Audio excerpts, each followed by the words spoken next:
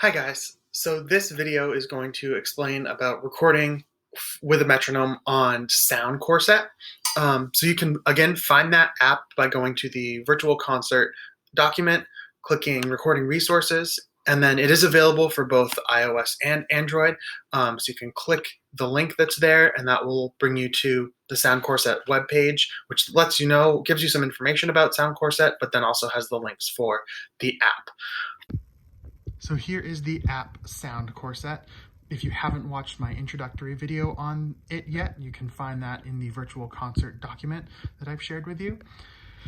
So one thing that I have run into while working with Soundcorset is when you try to record and have the metronome on to keep yourself in time, you can, if you have Bluetooth headphones, that hasn't been working for me. So I'm going to be, because I don't have headphones I can plug into my iPad, I'm going to be using the metronome on Google for my metronome. So I'm going to plug in my headphones to that and get that ready. Remember to check whatever song you're recording, check the tempo that's listed in the document. I'm working on Avengers today, so I'm going to be at 112 beats per minute. And then I like to have one headphone in and one headphone out so that I can hear the metronome in that one headphone that's in, but I can also hear myself playing with the headphone that's out. With Soundcorset, there's the record button in the top right there that I can press. As a reminder, before you go about recording, first warm up your instrument, make sure it's warm. If you have a chance to tune, you can try out your tuner. Make sure, just check one note and make sure it's in tune.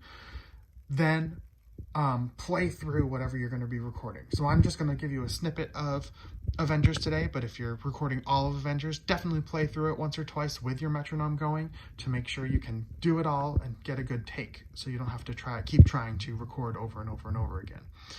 After you've done that, find, if there's other people in your house, tell them that you are going to be recording and ask them nicely that they either don't disturb you or try to stay quiet for the next maybe 5 to 10 minutes while you get a couple takes. And then once you're done, let them know that you're done recording as well.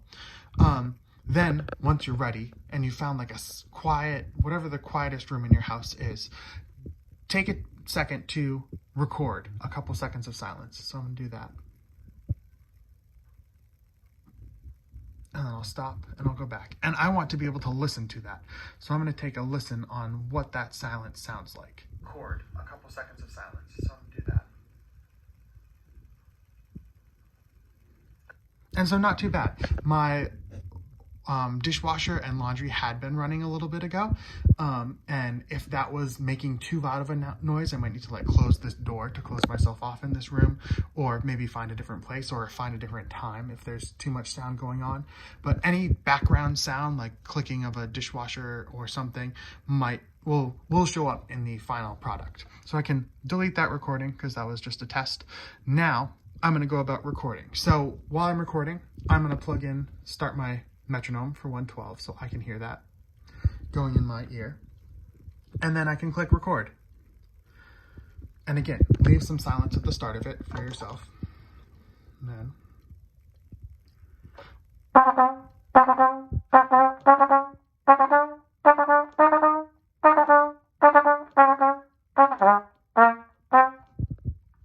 just going to do that much. Stop the recording. Again, leave some silence at the start of it. I'm going to pause that and then take a listen to it.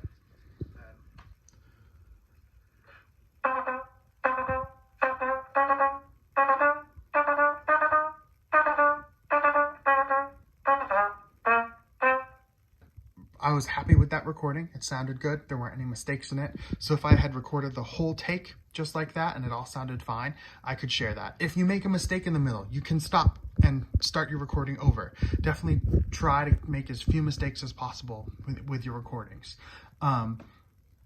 Then once you feel like you've found a recording that you like, with Soundcorset, you do need to create an account to be able to share the recording out.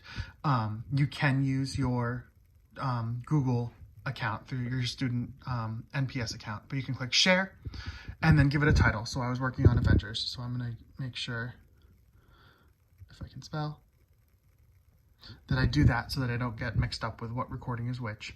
Then I'm going to click OK. And then this should pop up. And the great thing about devices is that Google Classroom has an app. So I can click that app, and as long as I've logged in or do log in, I can find the recordings assignment that's on Google Drive or Google Classroom, and then upload it right there. And that should be, and then I will have access to it. One thing to take note of is after you share it, it does post to the Soundcorset site. And if you just click, this will show up if you just click your picture, or I created a picture because I logged in with my account. You can click this trash can and delete it, so it's not out there for people. I hope that answered some questions for you and made you able to record with Soundcorset. Feel free to let me know if you have any questions. So here is the app Soundcorset.